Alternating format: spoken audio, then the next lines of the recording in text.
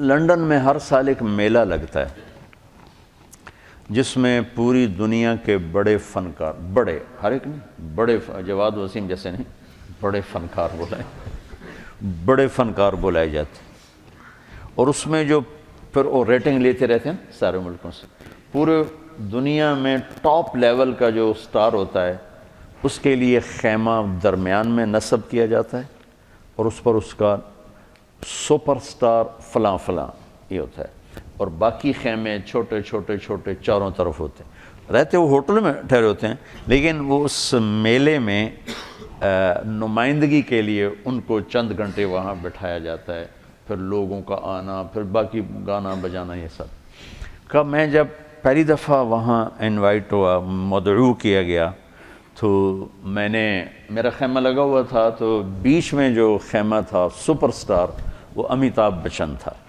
اور super star Amitabh Bachchan, مجھے خیال آیا کہ میرا نام بھی کبھی آ سکتا ہے، تو میں نے خود ہی کہا کہ نہیں، تیری یہ اوقات نہیں کہ تیرا نام یہاں آئے۔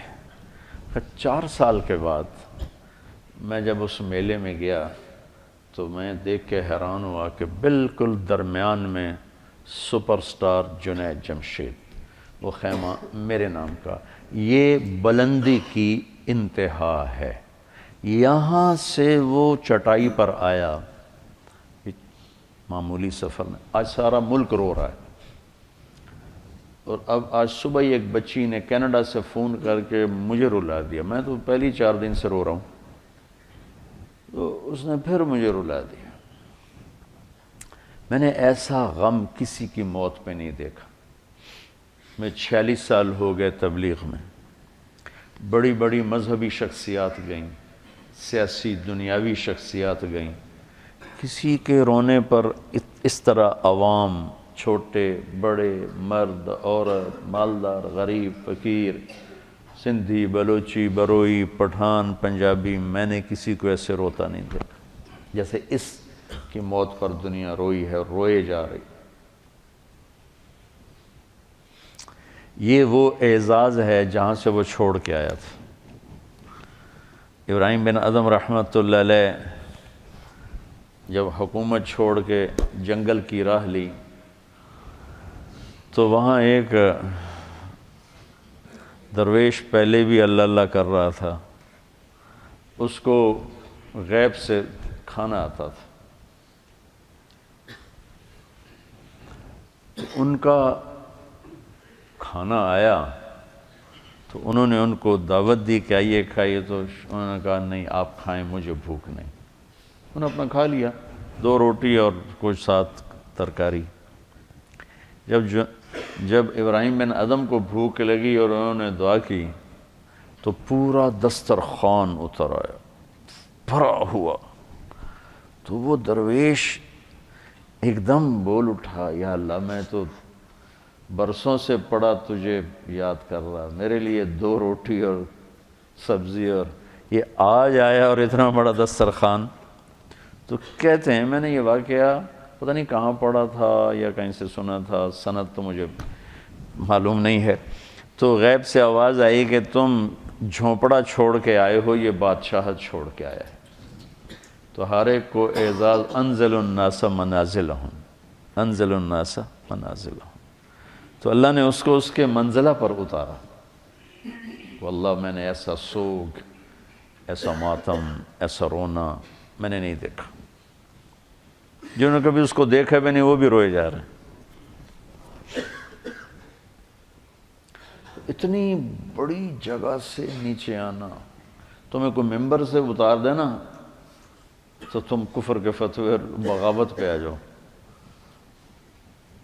کہاں سے وہ اترا ہے؟ یہ سروزہ جماعت کا امیر بدل دو نا، تو جس کو بدلو اس کو غصہ چڑھو کہ مجھ سے امارت چھین لی۔ تبلیغ والوں نے اس کی قدر نہیں کی، مکی مسجد والوں نے اس کی تشکیلیں بند کر دیں۔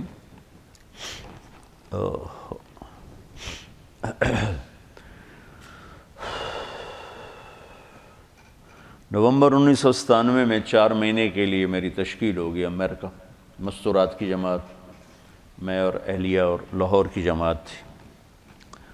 میں لاس اینجلس میں تھا تو میں نے اسے فون کیا.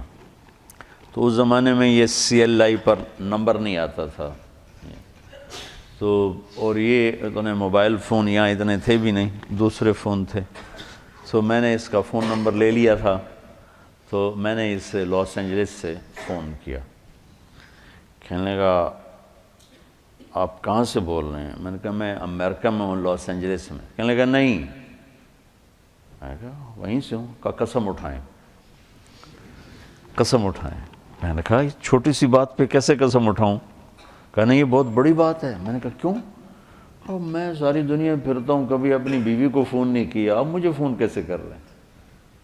میں نے کہا یار تم سے محبت ہو گئی تھی اس لیے فون کر رہا ہوں. بس اس ایک فون نے نا اس کے دل میں میری محبت ڈالی. میں جب یہ حج پہ جاتا ہوں میرا 60-70 ہزار روپیہ صرف فون کا بل ہوتا ہے. 3,000 تقریباً ریال میرا ہر سفر میں 15-20 دن میں میرا فون کا ہوتا ہے کہ میں ایسے ہی فون کرتا رہتا ہوں. وہاں کا فون وہ ہزاروں بیانوں سے بڑھ کر ہوتا ہے. بیان تو ایک چھوٹی سی چیز ہے. مولانا صاحب رحمۃ اللہ علیہ فرمایا کرتے تھے کہ تبلیغ میں بیان کا اتنا ہی حصہ ہے جتنا جسم میں زبان کا. 6 فٹ کے جسم میں 5 فٹ 10 انچ 8 انچ کے جسم میں 2 انچ کی زبان ہے. اتنا ہی تبلیغ میں زبان کا حصہ ہے، بول کا، بیان کا. باقی لوگوں کو دل لینے کے لیے پتہ نہیں کیا کیا جتن ہے. تو اس پر اتنا اثر ہوا اس بات کا کہ انہوں نے مجھے امریکہ سے فون کیا. تو پھر میں اسے پورے سفر میں فون ملاتا رہا، اب یہاں ہوں، اب یہاں ہوں، اب کیا حال ہے، اب کیا حال ہے. تو اللہ نے اس کے دل میں میری محبت ڈال دی. پھر وہ چلے کے لیے نکلا. پہلے اس نے چلے لگا، 3 چلے نے چلے لگا. ریمنڈ آیا، ملا، میں نے بڑا پروٹوکول دیا، بہت پیار محبت، ہنسا کھیڈا. تو کرتے کرتے کرتے کرتے اس نے 3 چلے لگا، 3 چلے کے لیے نکل پڑا. یہ غالباً 2001 یا 2 اس کا مجھے پورا یاد نہیں ہے. تو اس وقت یہ 3 چلے کے لیے نکلا. تو اس نے مجھے بالا کوٹ سے فون کیا کہ مولانا میں اس وقت بالا کوٹ کی ایک پرانی مسجد ہے، اس میں ہماری جماعت ہے. باہر فرش ٹوٹا ہوا ہے، اس پر ایک پھٹی ہوئی چٹائی ہے، اس پر میں لیٹا ہوا آپ کو فون کر رہا ہوں.